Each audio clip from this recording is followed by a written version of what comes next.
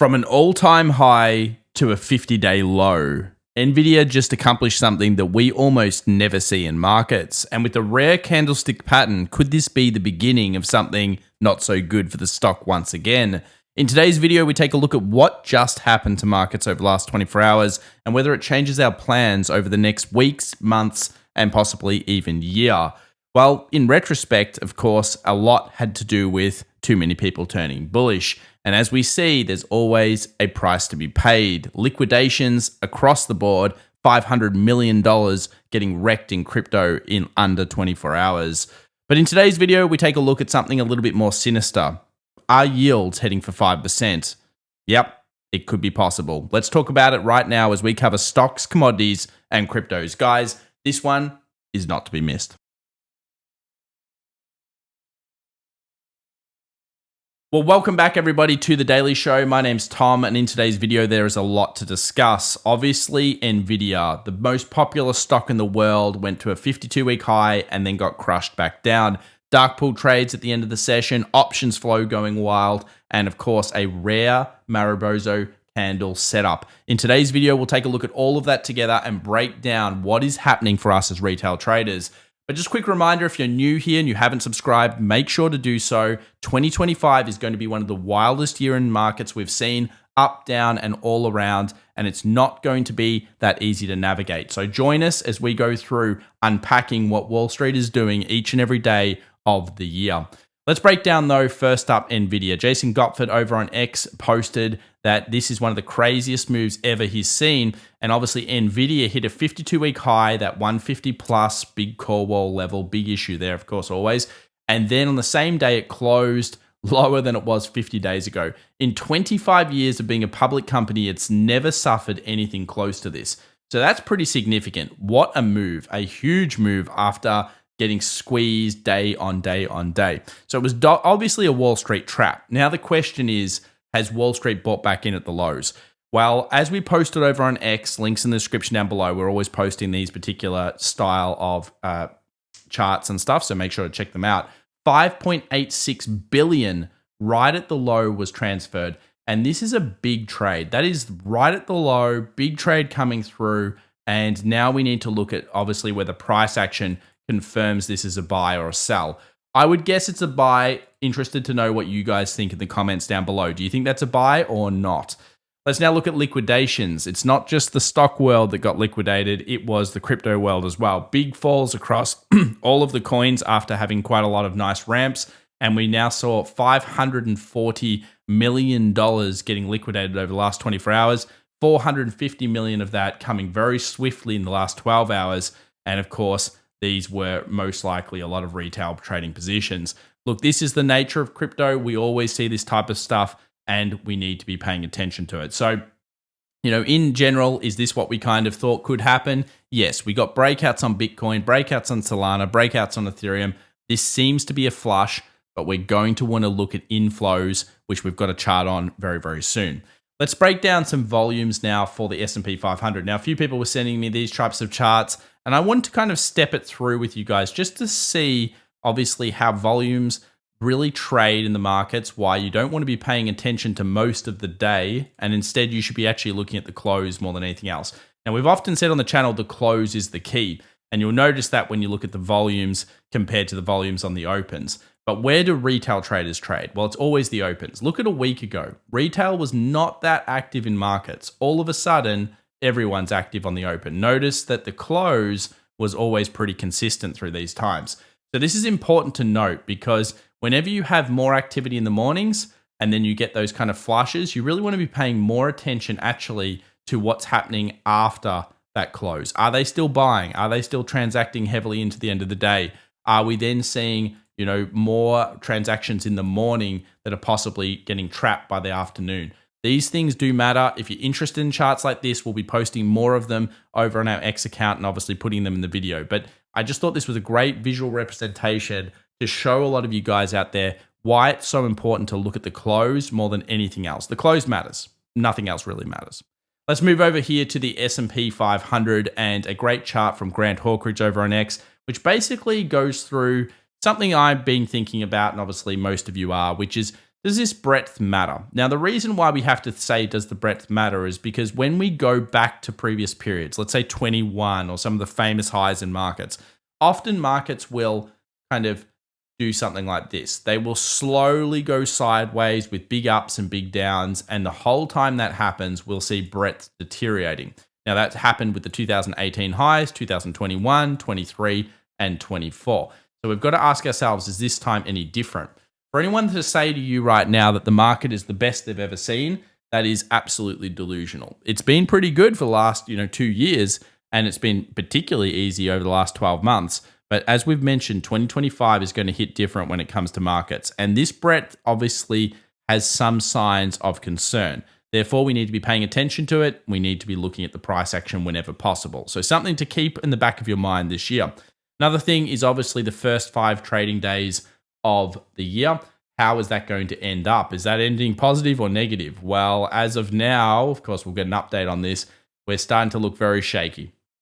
So are we going to end the first 5 days positive? If we fail this one as well, that'll be a failed Santa Claus rally, a failed Toy 3 month, a failed, obviously, 5 day. This is not boding well for 25. These are real indicators. You do not want these kind of trifecta quads to be all failing if you're a big bull on markets. And you may say, it has no bearing. Yeah, they're pretty good stats, and I tend to really follow them, and I think you guys should really pay a lot of attention to it. So we'll bring that to you over the next couple of weeks. Yeah, things are looking very, very, you know what I mean? Not as good as we'd expected in some periods. Let's now move over here to the S&P 500 post-election cycle. Obviously, Q1 tends to be like this. You can see by the highlighted mode. Then it usually goes bullish. We know Republican years can be totally different to this. And again, I wouldn't be using this particular chart overlay for our reads for 25. I think we've got to be very nimble and very fast and understand that there's going to be a lot of changing dynamics. Things are a little bit more unusual this time, and that will need to be taken into account. If you're talking about volatility, you actually usually see volatility as of inauguration, which is the 20th, and that is the VIX seasonality. So something to keep in mind. We've also seen, of course, the US dollar traditionally in our last video. Go and watch that one if you can after this. We talked about the idea that this is actually, even though seasonally it's a strong time for the dollar, traditionally in previous Trump term, we actually saw weakness start to come through here. So the dollar is going to be needed to watch very heavily. We saw just a few bits of economic data instantly cause concern about inflation. What about the jobs numbers? If the jobs numbers come in and the market hates it, we could see, a market really freak out pretty quickly. SPY new high consecutive numbers. Now, this was actually a data stat that was taken as of the 3rd, I think, of January, but I thought it was interesting still to mention. Basically, it was the 10th or 11th consecutive time where we saw fewer than 1% of S&P 500 stocks hitting new highs, effectively bad breadth. And as we've talked about, bad breadth, at least initially, can be actually considered semi-positive. Now, we've had this before. These are the reads that we've had it in. And you'll notice 2 weeks later, we're traditionally more bullish. So for now, I think the stats still kind of align with more bullish than not bullish as long as we hold price action-based levels. S&P 500, 5 last trading days bad. Obviously, January Q1 tend to be pretty good. And we've already talked about the precious metals trades seemingly coming back a little bit in terms of changing dynamics. We're obviously updating that. Let's move over to crypto before we look at a few more dark pools and the S&P 500. Firstly, Bitcoin dominance. Obviously, Bitcoin's been the most dominant. It's about time for it to shift up. You may think, well, this isn't happening because crypto's 2 steps forward, 2 steps back at the moment, but I wouldn't lose faith in it just yet. You've just got to kind of ride through these things in crypto. Any of the faithful will know it takes its toll on you. That's why there's always those memes of the guy turning like 100 years old after trading crypto for like 2 weeks. Now let's move over here to one-day inflows. Still seeing some big moves on, of course, Bitcoin and Ethereum. Now, this will change when we get the updated data, but generally speaking, things still turning pretty well. There was a little bit of movement in terms of some of the big funds moving into, of course, what you would have to say is, most likely some sells. I think Wise and a few others were in there kind of trading out some Ethereum, but in general, I think that the inflows were real and we have seen a decent amount of pickup in the crypto market. And this could be just a pullback, like a dip style situation. What about the defended level? You know, a lot of people are going to be saying, oh, Tom, you're so bullish on this market, man. We're bullish on this market, but it keeps going down. Well, again, you know, we're only back to where we were as of Friday's close. So when you're looking at these markets, you've got to say, is this an important area? Yes, it is. Of course, we saw the largest transaction dark pool coming through the Ultra Pro S&P. We're now back at that level. We want to see them buying it. We want to see them defending it. It's the same thing here on the 3X SPXL.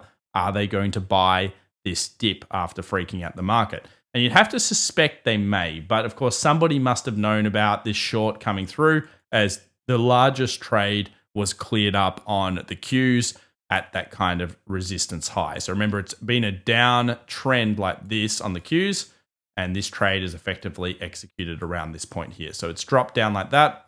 Will it now rebound?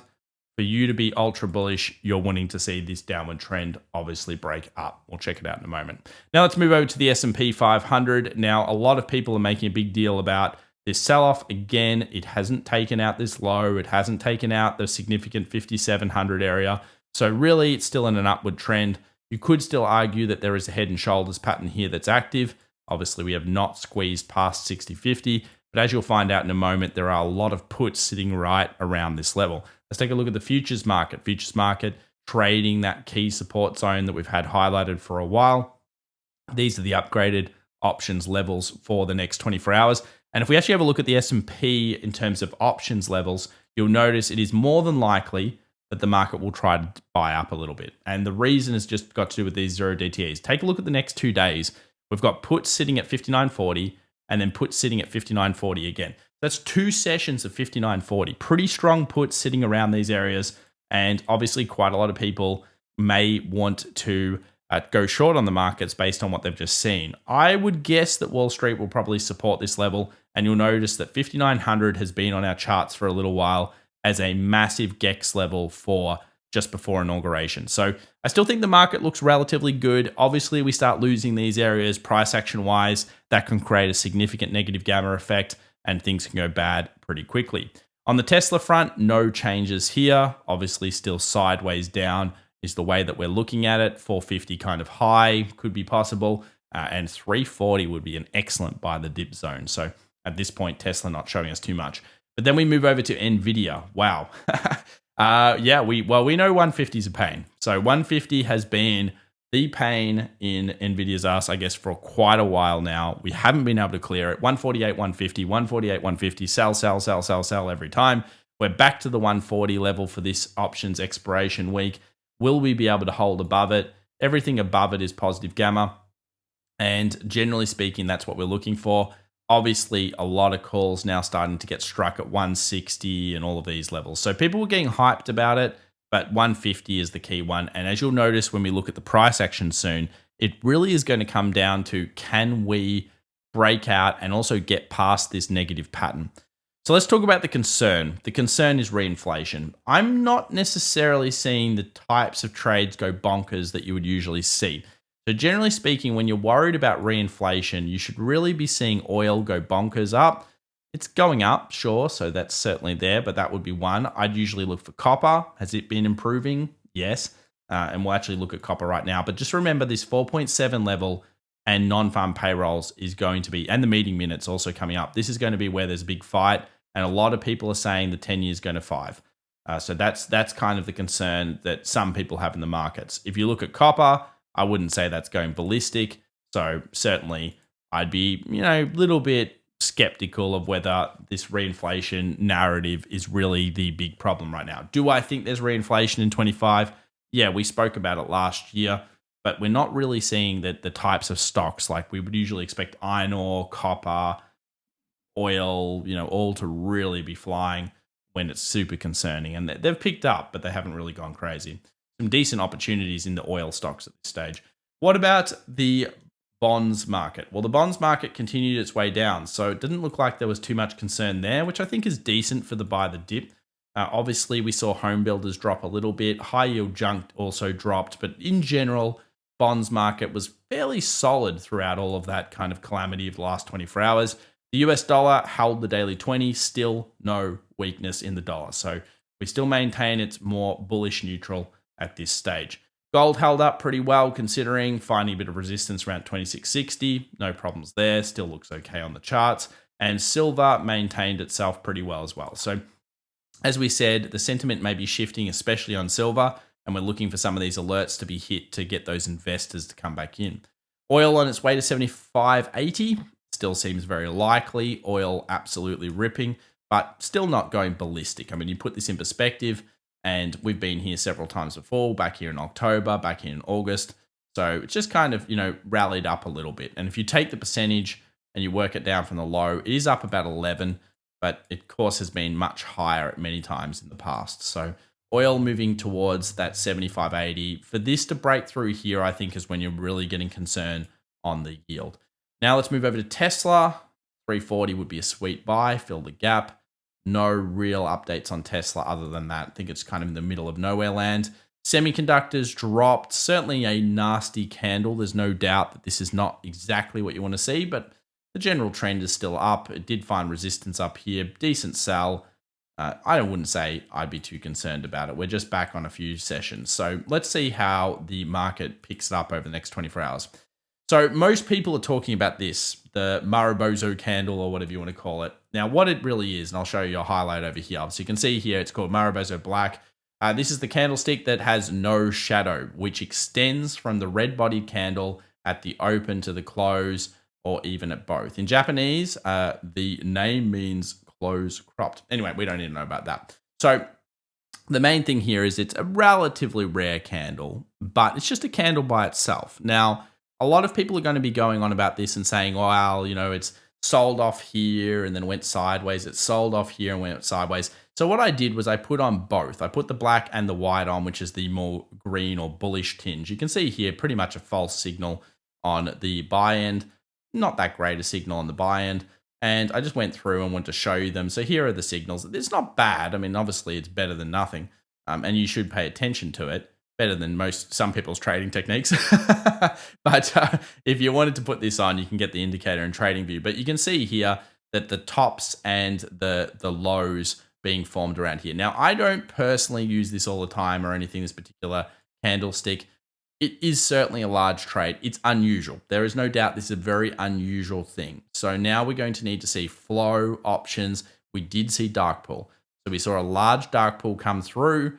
If it now catches a bid, still this does look relatively bullish. It's a very scary thing for retail traders to see this. So I'm interested in more what's the reaction. I'm always saying patience, react, and predict. We obviously turned bullish on this a little bit earlier than most. You might have said that's a prediction, but things were looking like everybody was trying to short.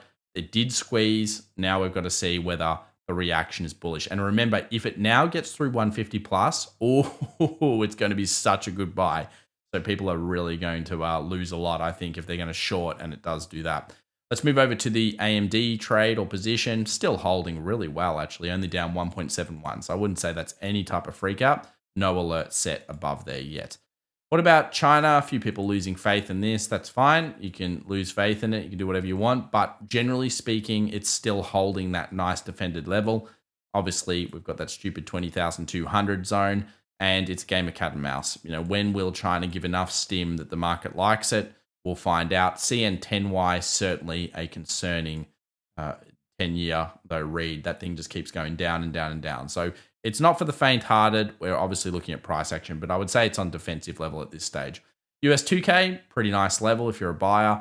Obviously, you want to see 29 to 2,300 close. If we can get that, very bullish. And NASDAQ, well, we knew it was on that little temporary resistance. So probably no surprises it's down here. Like to see buyers. We move through this level here. Very good in the future. So we're looking for like that 21.6. We get that closure daily. Beautiful stuff. Really solid stuff for the NASDAQ. And at this point, yes, the bears are pushing lower highs. So you've always got to have in the back of your mind, could this turn bad? What am I going to do if it does? So keep that in the back of your mind. Solana comes back down to support, role reversal. Resistance becomes support. See if it gets bid. Ethereum actually sold heavier than you would think, so crappier than Solana in many ways. But it did come back to the 61.8 fib. I'd expect a bid here. I'd be pretty surprised if it doesn't find any bid. And then Bitcoin didn't quite hit the 61.8. Again, nice rally through 100,000. certainly looks fine. This is not a surprise. This is how Bitcoin and crypto works. The question is, what does it do? Does it hold this kind of thing? Remember, it's so important we clear and hold 100K this week.